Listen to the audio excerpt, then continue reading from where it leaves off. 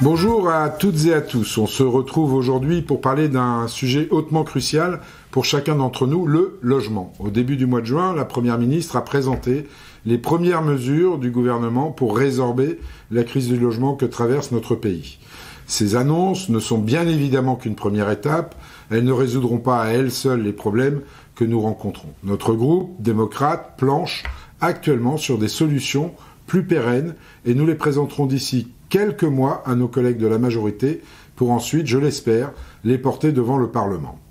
Nous sommes d'accord avec le gouvernement, il faut remettre à plat les règles pour les investisseurs immobiliers et supprimer des aberrations économiques et sociales. Comment expliquer à ceux qui ont du mal à se loger qu'il est fiscalement plus favorable pour un propriétaire de faire de la location de type Airbnb que de proposer une location longue durée?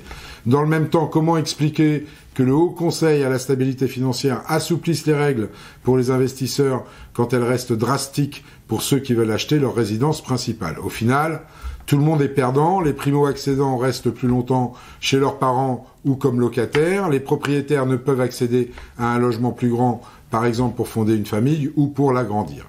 Les défaillances des promoteurs sont en hausse de 53,8% et celles des constructeurs de 55,6%.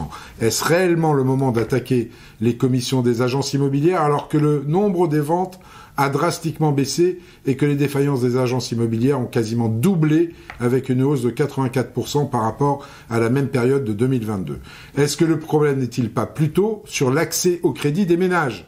Lorsque les taux augmentent d'un point, la capacité d'emprunt baisse de 10%. Avec une hausse de 2,5 points en 18 mois, le pouvoir d'achat immobilier des ménages a baissé de près de 25%. C'est énorme. Le gouvernement doit faire pression sur les banques pour les pousser à prêter plus. Elles continueront de gagner de l'argent puisque les taux sont inférieurs à l'inflation.